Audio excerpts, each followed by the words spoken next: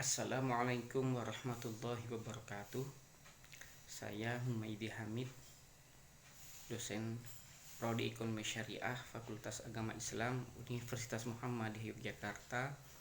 Pada kesempatan ini akan menyampaikan salah satu materi dalam fikih muamalah, yaitu hawalah. Hawalah itu adalah akad pengalihan beban utang dari debitur atau orang yang berutang pada pihak lain yang wajib membayarnya. Hawalah itu sendiri ada dua macam. Yang pertama adalah hawalah muqayyadah. Hawalah di mana pihak debitur mengalihkan beban utangnya pada pihak kreditor menjadi kewajiban pihak ketiga yang dia sendiri juga punya utang pada debitur. Nah, misalnya di sini A punya utang pada B $1.000. Kemudian B punya hutang juga pada C $1.000. Nah, dalam hal ini B kemudian mengalihkan beban hutangnya pada C menjadi beban hutang A, sehingga C tidak lagi menarik utang pada B tapi menagihnya kepada A, dan A yang melunasi utangnya kepada C. Jadi gambar itu A punya utang pada B, B punya utang pada C, dan punya piutang pada A. C punya piutang pada B. Nah, dalam akad hawalah, B mengalihkan kewajiban membayar hutangnya pada C itu menjadi kewajiban A. Dengan akad hawalah, maka B sebagai muhil menghawalahkan atau mengalihkan kewajibannya untuk membayar hutangnya pada C menjadi kewajiban A, sekaligus lepas hak tagihnya pada A. A sebagai muhal alaih yang menerima pengalihan tanggungan hawalah atau yang menerima pengalihan tanggungan utang, itu lunas utangnya pada B, dan sekarang dia berkewajiban membayar hutang pada C. Nah, C sebagai muhal atau muhtal, pihak yang hak tagihnya dipindahkan, lepas hak tagihnya pada B, berhak menagih pada A. Setelah hawalah, C memiliki hak tagih pada A, B keluar dari hubungan hukum dengan A dan C. Nah, rukun hawalah itu sendiri ada al-muhil, yakni orang yang berhutang dan sekaligus berpiutang, yang nantinya mengalihkan beban hutang itu. Yang kedua, muhal atau muhtal, yakni orang yang berpiutang pada muhil. Yang ketiga, muhal alaih, yakni orang yang berhutang pada muhil dan wajib membayar utang pada muhtal.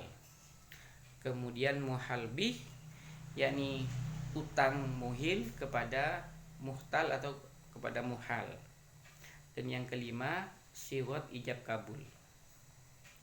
Nah, syarat hawalah muqayyadah ini tentunya hawalah itu harus dilakukan atas persetujuan muhil, muhal, muhtal, dan muhal alaih. Kemudian besaran hutang muhil pada pihak kreditor atau muhal muhtal itu harus sama dengan besaran piutang muhil pada muhal alaih.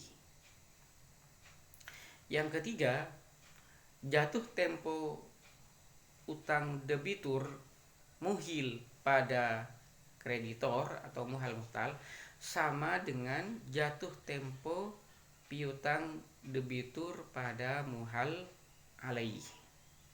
Nah, itu yang harus terpenuhi gitu ya.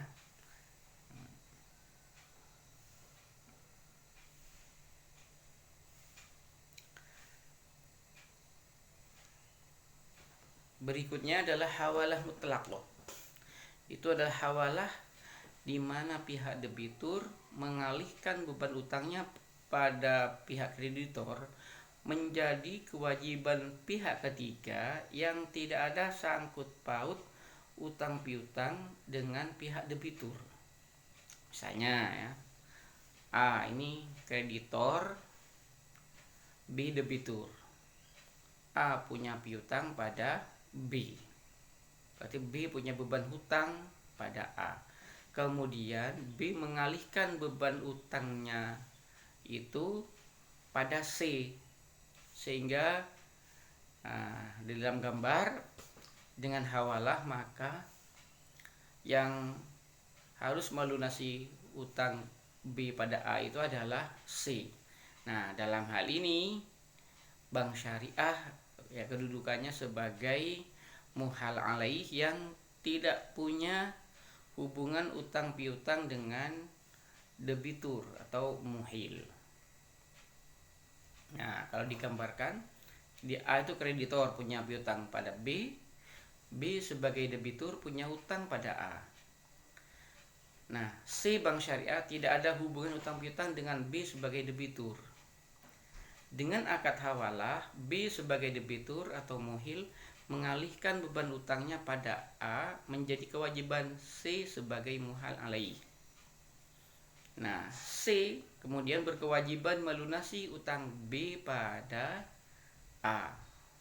Nah, dalam hal ini C ini boleh mengenakan ujroh. Jadi makanya dinamakan hawalah bil ujroh, mengenakan ujroh kepada B sebagai muhil. Nah, kalau C sudah melunasi utangnya, utang B pada A, maka B debitur berkewajiban melunasi utang pada C yang telah melunasi utangnya pada A. Jadi kalau di dalam praktik perbankan syariah, nah yang memungkinkan itu adalah hawalah mutlak. Demikian ahlul kalam. Wassalamualaikum warahmatullahi wabarakatuh.